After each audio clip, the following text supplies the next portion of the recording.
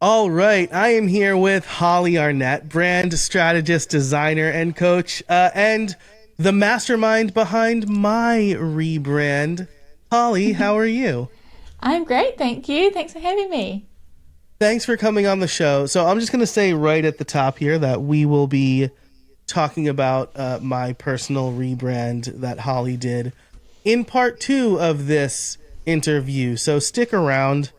Make sure you're subscribed to the Streamline Solopreneur. But first, I want to lay some groundwork. So, Hollie, let's dive right into it.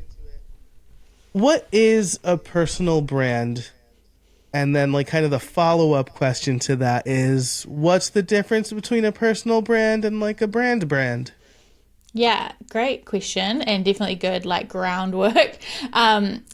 So a brand is something that we all already have. So a brand is basically the reputation and the things that come to mind and things that people think of when they think of you or your business. So, you can think of any company, any person, and things will subconsciously automatically come to mind for you, whether that's like the colors of their brand or the topics they talk about or the experiences you've had in the past or new things they've been in the news for, or, all these things come flooding in automatically. That is a brand. So we all have that. So a personal brand is when that is about you as a person. So whether you're like an individual person with like a traditional career, you'll have a personal brand. Whether you're a business owner, a solopreneur, you'll have a personal brand. But then you might, if you have a business that's named after you, or that has a its own business name and is a separate entity, then that will have a brand too. So that's kind of what a brand is and sort of the difference. Yeah, so kind of the main thing I'm hearing here, which is we'll get to like our inoculation question in a minute, but like people already have thoughts about us, right? I mean, that's not no like if someone has encountered your work, they're not going to be a complete blank slate on you. They're going to have formed an opinion. Yeah. And I don't want to say the brand is that opinion, but like the brand could help form that opinion. Is that accurate? Yeah, so the brand is that opinion. All right. But branding is shaping what that opinion is. So we go through the branding process to decide okay, I want people when they do encounter me or my work, I want them to feel this way and I want them to understand this and I want it to appeal to this group of people. So that branding work shapes the brand. Gotcha. So like Larry the Cable Guy, his brand is like being a I'm using heavy quotes for those listening, like a dumb hick, right? But like he's not really in real life, right? Like that's just his brand. And he reinforces that brand by the way he dresses and talks on stage. Yeah, exactly. Yeah. Okay. Cool. That makes sense. So when we talk about that makes sense, right? Like we're posting online and so we're forming like our personal brand. But when we think about companies, right, I think maybe this was just me or maybe this is a lot of people, but I think people associate brand with like logo and colors. Is that fair? Yeah, absolutely. Those are the key things that immediately come to mind for people is like logo, colors, fonts. That's it.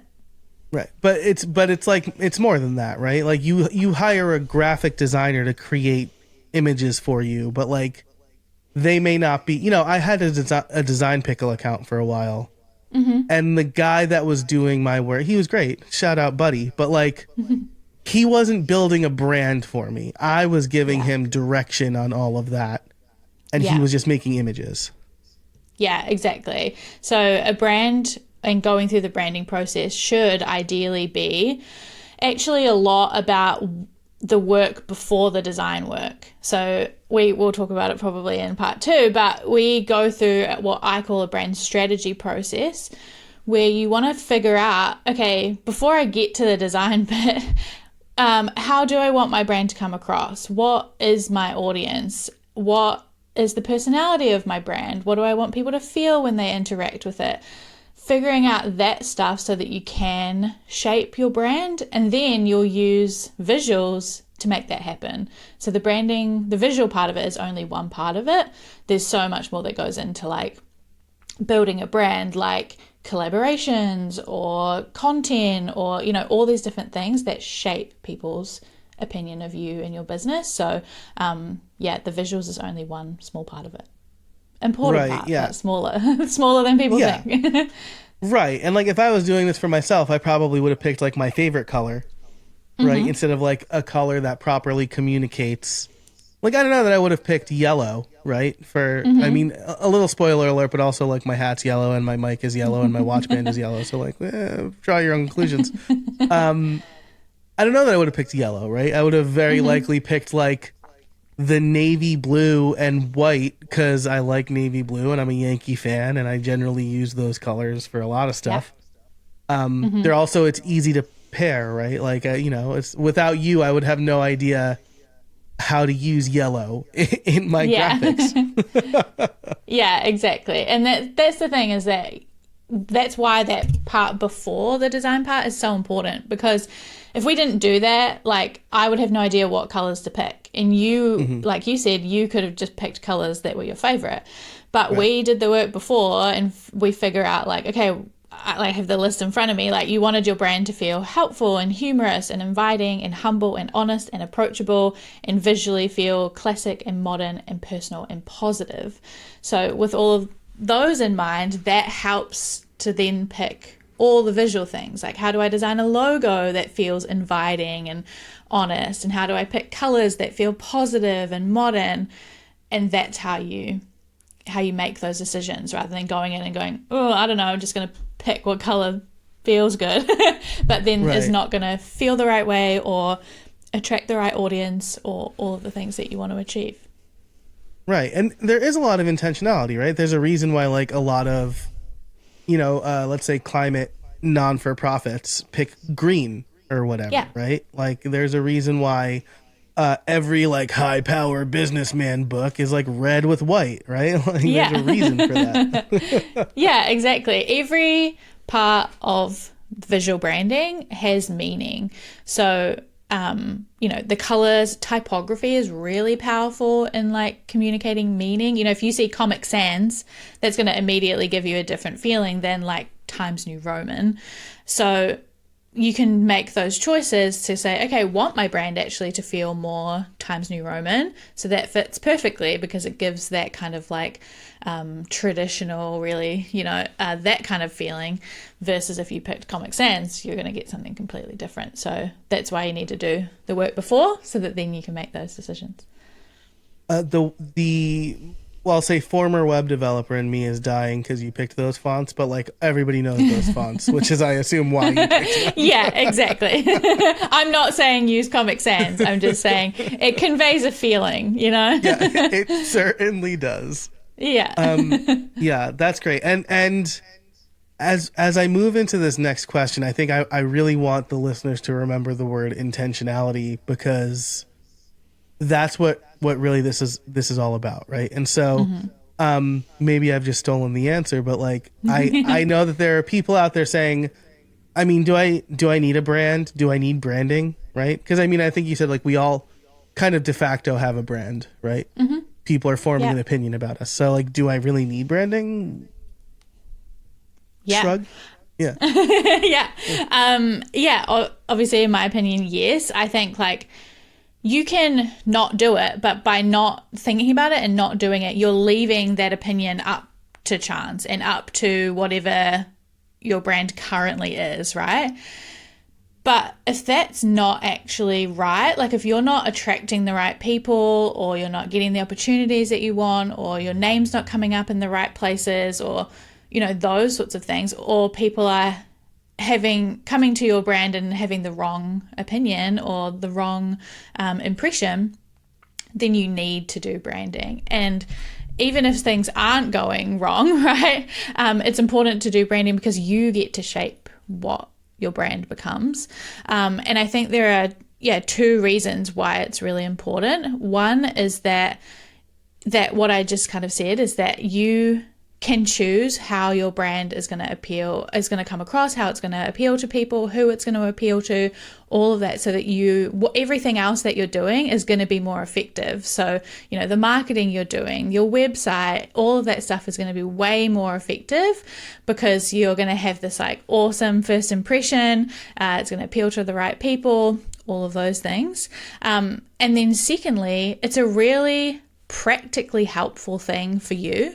So you've mentioned intentionality, and I always talk about how branding helps you go from impulsive to intentional, because I think a lot of people struggle with like making designs and deciding what to put on their website and trying to make content, but you're just like picking random stuff in Canva and you're probably changing stuff all the time, and it's quite impulsive, rather than being intentional and knowing like, okay, I've got my colors, I've got my fonts, I know what my brand voice should be, and how I should write things. I've got like taglines and stuff that then you're not having to be impulsive with those things. You just have a system, and it's really easy to use, and it keeps everything consistent going forward. So I think those are kind of the two main reasons, is the kind of shaping that impression that people have of you, which is so important, and then practically making your life so much easier so that you can focus on the content and the actual business that you're trying to run, rather than impulsively creating stuff all the time. Yeah, this is such a great point, right? And like goes to the core mission of what I'm doing here with the Streamline Solopreneur and my personal brand, which is help people focus on the things that matter, right? Like, yeah. Can I tell you that I have 3 small kids? Anybody who listens to this and who has ever heard me talk knows that.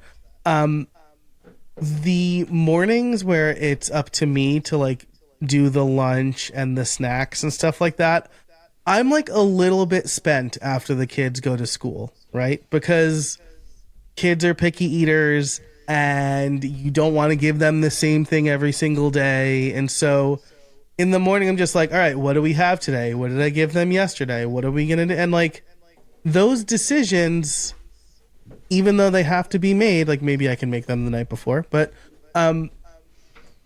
they like lend to this decision fatigue that I have. And as a result, I might not be as effective at work, right? And so same thing goes for if you're putting together a graphic, there's like a bajillion fonts out there, right? There's a bajillion color. I mean, there's like a couple 100,000 colors out there, right? And so like, what do you do? What looks good? How do you even know? Like tinkering with that takes so much time. And as someone who just spent like an hour this morning making a YouTube thumbnail because I know how important that is, I can tell you that like if I didn't know like what font or colors I was going to use, like that would be even worse, right? Like so I can't reinforce what you've said enough. The fewer decisions you have to make with things like that, the better your time will be spent. And that's really important. Yeah, absolutely. And it makes it easier if you want to get someone else to help you too.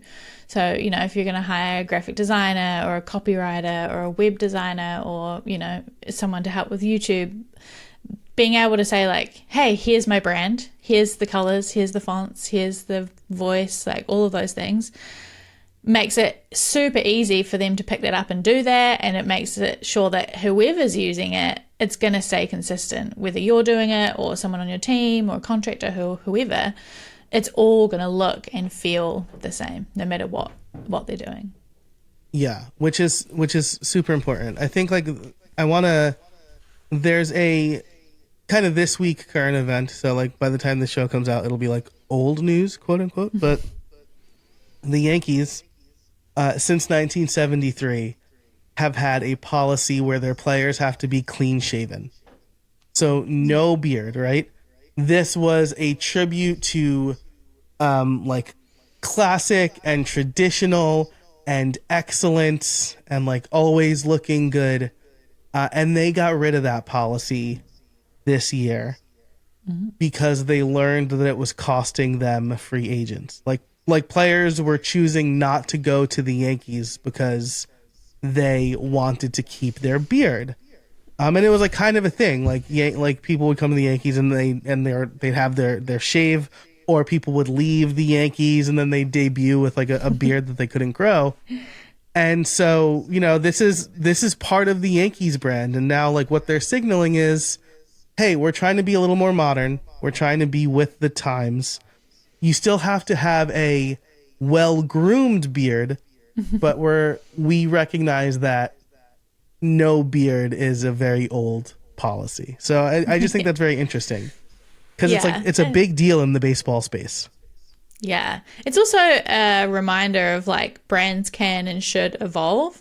I think something that people get tied up with, especially when you're thinking about the difference between a personal brand and like a really corporate brand, is that if you think about like McDonald's or Apple or some big corporation, they do and feel like they have to stay really consistent for a really long time, and like nothing will change. And I've got on the shelf behind me like the I think it's like the New York subway like guidelines, right? It's all going to stay the same for like decades probably.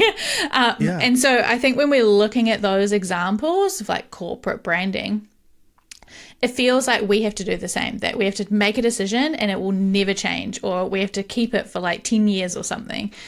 But as solopreneurs, we are evolving and growing and changing. And so, yes, like we want to have consistency, but it doesn't lock us in for life. I think that kind of scares people, like, oh my God, I have to choose colors and I'm never going to be able to change them. Or like, I have to pick this style and I'm never going to be able to change that. But as we grow, as we evolve, as we become, better and more complex people, our brands can and should reflect that too. So it's okay to refresh or readjust or fully rebrand more often than, say, McDonald's is probably doing, or the New York subway system. Yeah, that's a really good point, right? I mean, I look at like Pepsi's logo, is like one that always shows up as like the Pepsi logo throughout the decades or whatever, right? And it's like versus Coca-Cola, which I don't think has changed very much, whatever. And so it really is about how you are reflected, right? And the last thing I'll chime in here with what you've done for me is, outside of the fonts and colors and logos and the fantastic monogram that I have on my water bottle, you also came up with words associated with my brand, and like the phrase like streamlined equals spacious. And so as I've gone, and again, we'll like really dig deeper into this in part 2, but spacious is a word that I've always kind of, I keep in the back of my mind now when I think about what messaging am I putting out there? How am I thinking about what I'm communicating to people? Because we want to build space. And my friend Brian has been telling me that when I do short form videos or social content, I need to basically make the same video reframed over and over again. And like he points to this woman who makes these like grocery magnets, and it's like always the same. It's like, hey, have you ever gone to the grocery store? And then she like puts a magnet on her fridge, click or clack. And like, have you ever like seen the broccoli aisle? Clack, right? And it's just like the whole thing is like a story, and then it's like, by the way, you can buy these magnets. And I was trying to figure out what that is for me, and over the weekend I came up with the word friction, right? Like I want to reduce friction in your life. And I thought, how perfect that to reduce friction, you need to create, like, you in the real world, you literally need to create space between the two items that are bumping up against, like rubbing up against each other and creating friction. So I just thought that was a really fun thing, because like I thought friction, and I thought this is perfect because like space means not a lot of friction in between things. Yeah. So. Yeah, I love that. Yeah. And just, a reiteration that the branding is so much more than the just the visuals, right? Like it's so much about branding basically is what you want to be known for. And so for you, it's like, I want to be known as someone who helps you to create that spacious business life experience.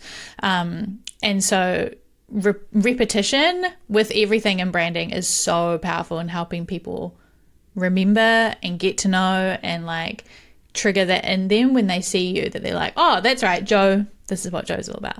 Or, you know, McDonald's is red and yellow. Like, I get it, I've seen it 20 million times, but that's what helps it become kind of subconscious, and then they remember you. Then it's easier for them to come back to you. It's easier for them to refer people to you because they know what you're all about. So it's really powerful having like the wording and the visuals and all the like the content that you're doing to reinforce what you want people to know you for. Yeah, it makes you recommendable, right? Like, this is what I tell people with their podcasts, like, oh, my podcast is for everybody. Like, it shouldn't be, right? Yeah. Because like now you're basically saying like, yeah, you can get sushi at Walmart. Like, don't do that. Or like, yeah, you can get sushi at the gas station. Like, you don't do that, right? Get sushi at the sushi joint, right? You want to be the sushi joint. You don't want to be Walmart or the gas station. Yeah, exactly. So, not that there's anything wrong with Walmart. I just wouldn't get sushi from a place that doesn't specialize in making sushi. This is what I'm saying. Exactly. Yeah. If you know, like, someone who's, you know, a solopreneur and they don't have that stuff clear, it is really hard to say, you know, if someone says, well, why would I work with them, or what do they do? And you're like, I don't know, they kind of do a bunch of everything, or like they can help you with all of these sorts of things. That's not going to be the most compelling thing in the world. Whereas if someone's like, oh, Joe does this, will help you get that space that you need when you are finding friction. Boom. So easy to be like, yeah, this is what you need. This is how you can work with them. This is why you need to work with them. So, yeah, it's really important for those practical things as a business owner. Yeah. And again, just to reinforce that, like, one of the reasons I hired you is because around the time that you were starting to roll out Jay Klaus's rebrand, right? For Creator Science and all that. I was talking to him and he was basically like, so like, what do you do? Like, I had been in the community for 2 years.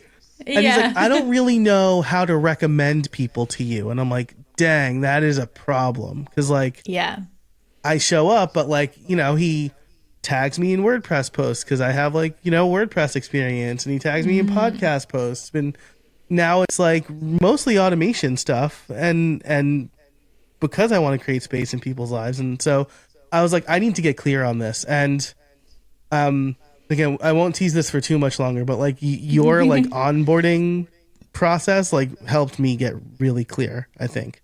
Yeah, that's great. So I think we've convinced people. I will share one more story here, which is like years ago, I asked my friend's dad, very close family friend. He was in advertising. It was during the Super Bowl, and Coca-Cola had one of their ads. And I was like, why is Coke advertising during the Super Bowl? Everybody knows who Coke is. Like, everybody knows what Coca-Cola is. And he's like, they want you to always think about them. Like, they want you to always be thinking about them. That's why they do the ads. It's not to like convert people to drink Coke. Like, so. Yeah. You want to be, branding is, you know, talked about how it's about shaping. It's also about being top of mind all the time. And so, you know, when somebody does think automation space, they're like, Joe, because I just saw Joe like 2 minutes ago and he reminded me and on social media or his website or whatever. It's about being top of mind so people do remember you, and you come to mind automatically. And I think like with Coke and, you know, what Jay was talking to you about as well, it's also a reminder that we always with branding want to be thinking about the future. I think sometimes people think like, oh, I need to think about what my brand is right now. And like, you know, for you said people were taking you in WordPress things or all these other things, and you could keep doing that. But if that's not what you want in the future, then you don't want to keep doing that. And you don't want to build your brand around that. Like, same with your audience. You know, you might have a few different people in your audience right now, but if those people are not the audience you want tomorrow, then you don't want to talk to them. You know, what I always say is that the brand you build today will impact the business you have tomorrow. So you want to build it for your goals for the future. So Coke is probably doing the same, you know, like they have they've had brand in the past, they've got a brand currently, but they're also trying to think like, what do we want people to be thinking about Coke tomorrow, and what audience do we want to reach tomorrow? So that's a good reminder also. Yeah, this is such a great point, and I think it kind of really lends itself to the implementation part, right? How do I do this? Because it could feel scary, right? Like, Yeah.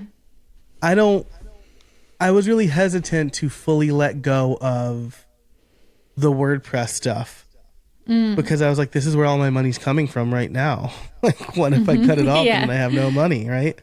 But I think it really, that's what led to people being like, how do I recommend you? Right? You talk about WordPress and podcasts and automation, and now what do you do really? Yeah. So assuming we've convinced our listeners that having strong branding, having a strong personal brand is important, especially maybe for solopreneurs, right? How do they do it? How do they get started? Yeah, great question. So in my mind, there are 3 kind of main phases in building a brand. There's the brand strategy phase, then there's the brand visuals phase, and then there's like growing your brand and marketing it and all that sort of thing. So phase 1 is the brand strategy, and that's where you really want to start. I think hopefully we've also convinced you that that's really important, that it's really tempting to jump straight into the design, but you're just going to waste time with design that doesn't work if you do that. So you want to start with the brand strategy, and there are a lot of questions that you could ask, but I think the main question is, what do I want to be known for? If you only answer one question, I'd answer that. So if it's, for you like automations, or I want to be known for, I don't know, helping people write books, like what is it that you want to be known for? And how can you build a brand around that? And think also like in terms of what you want to be known for, like how do you want people to feel? How do you want to be known personally? Like do you want to be a bubbly known as really bubbly and helpful, or quite like serious and intellectual, or like how do you want people to feel and to know you as? And then once you have some thoughts around that, I would just like brain dump it all at least. Then you can kind of move on to the visuals and go, okay, if I want people to know me for this thing and I want it to feel this certain way, how can I then do that visually? So that's where I'd start. Yeah, man. I mean, what do I want to be known for is such a, like, that itself could be a powerful question, right? Because it's, and like really, tell me if you agree with this or not. Try not to have too many commas in that sentence, right? Yes. Because like, I could be like, I want to be known for web development and podcasting and automation, but I want to be known, and even that is like probably like feature level, implementation level, right? I want to be known as the guy who helps busy solopreneur parents spend time with their family. Like that's what I want, right? I want to be the guy who helps parents build space in their life, in their lives. Yeah, So, exactly. It's like, I'm a multi-passionate, multi-hyphenate person. If I listed every single thing that I do, it would be a mile long. But it's more about like, the difference that you make, or the transformation you make, or how you help people, and what why they would want to buy, work with you or buy from you. So what do you want to be known for in that sense is really, really important. Yeah, and I mean, if we look at like big brands, right?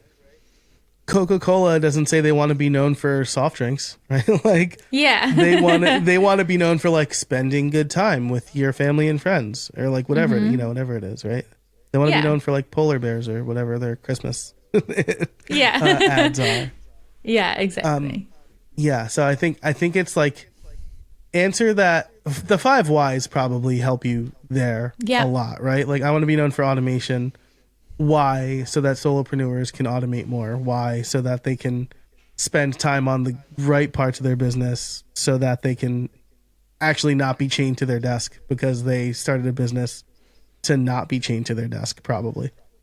Yeah, exactly. And we kind of did that in our like brand strategy processes, asking like, what impact do you want to have? And I often break that down into like, what's the impact do you want to have on your clients or customers, on your industry, and or on the world, right? So you might do all of those, or you might just have one. But I think that's a really great question, is like, yeah, what impact do you want to have? How do you want to impact your clients or customers? Or how do you want to impact your industry? Or how do you want to impact the world?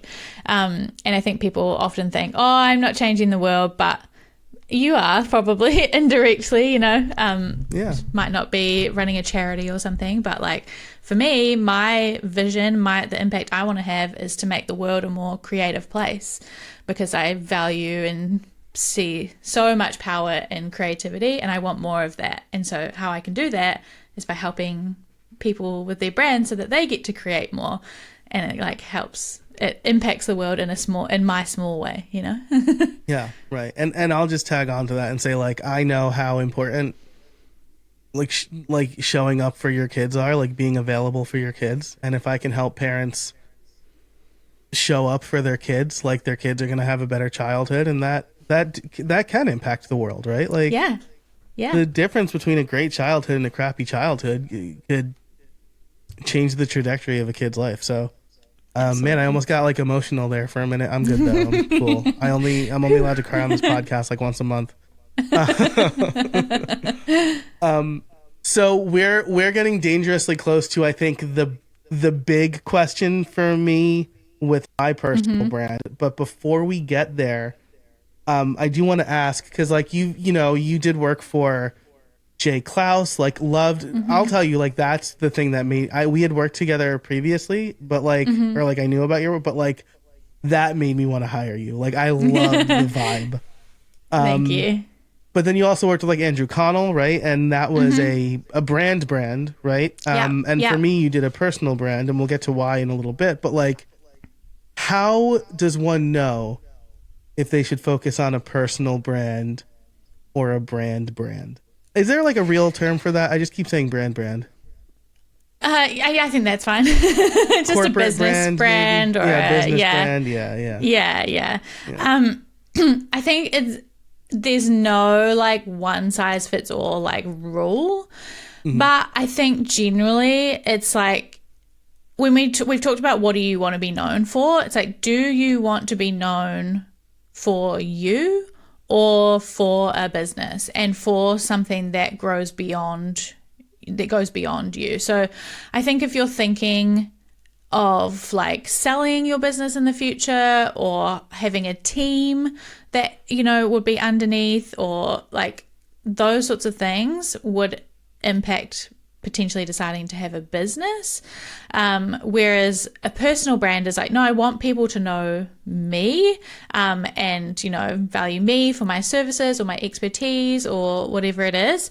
I think often if you're providing services and it's just you, it makes a lot of sense for it to be a personal brand, because people are connecting with you, right? And they're going to say like, oh, work with Joe, rather than like work with X business.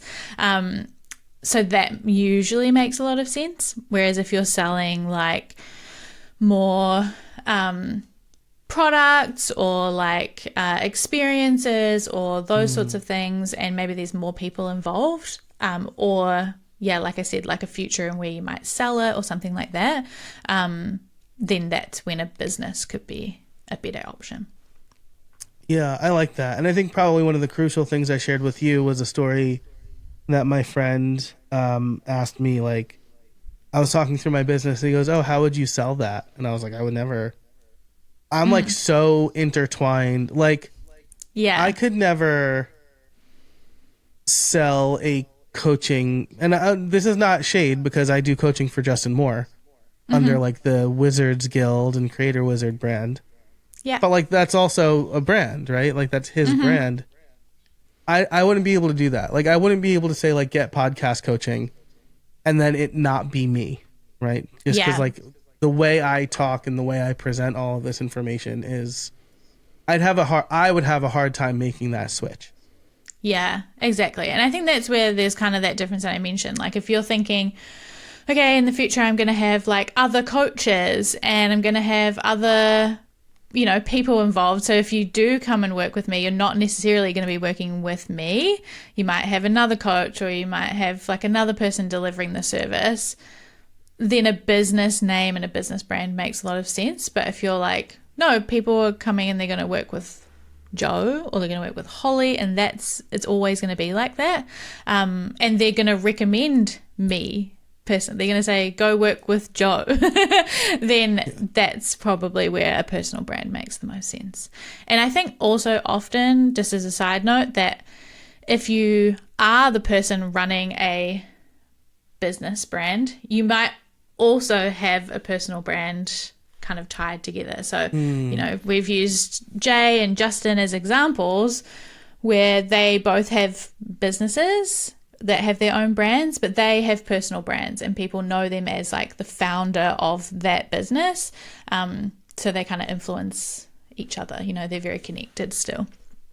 Yeah, that's a really good point, right? I think Nathan Barry probably also does this effectively. Like Kit is very much a separate thing from Nathan's personal brand.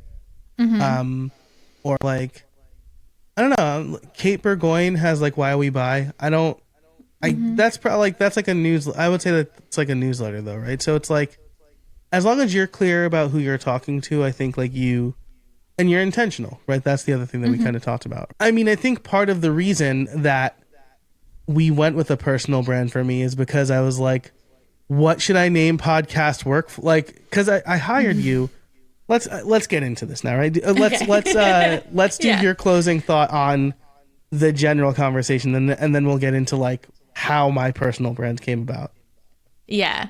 I was just gonna add that like whatever you decide, whether it's a personal brand, a business brand, both, it just has to be clear. Like, whether you're, Caitlin with a newsletter or you're Nathan Barry, but you are the CEO of Kit, like that just has to be clear with yourself. You have to understand it and be clear on that. And then your audience needs to understand, like, hi, I'm Hollie and I'm the founder of Maker and Moxie. Like that just has to be clear, whatever you decide. So either is a good option. It just has to make sense to you and to your audience. I hope you enjoyed part 1 of this interview with Hollie Arnett. I hope that you got as much from the episode as I did when I first met with her. It really changed the trajectory of my business, which is what we're going to talk about in part 2 as we dig into Hollie and my work together, really mostly Hollie's work, on my personal rebrand. So stick around for that. It's going to be the next episode, which will show up in your feed soon. But if you want to send feedback, you can head over to streamlinedfeedback.com. All of the links that we mentioned will be in the description for this episode below. And until next time, I hope you find space this week. Thanks.